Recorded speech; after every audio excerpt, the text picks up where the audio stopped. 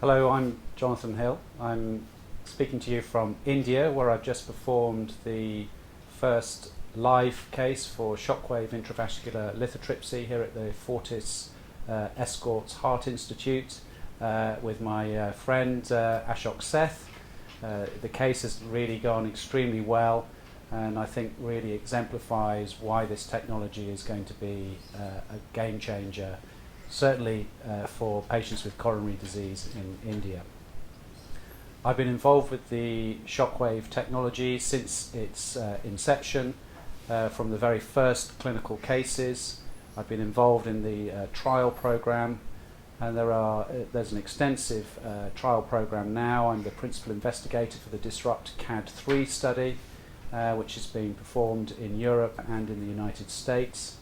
And we're seeing the very rapid expansion of this technology throughout the world. Lots of countries now starting up. India is probably going to become the biggest shockwave user, I think, worldwide.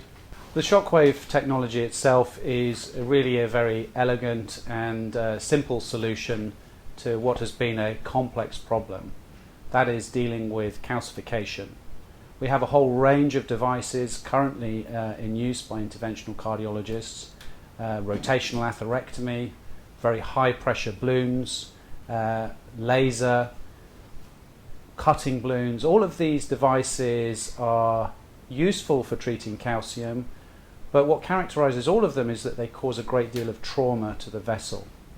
And in fact, expanding calcific coronary arteries with very high pressure balloon inflations exposes the patient to a significant risk, that of dissection and that of vessel perforation.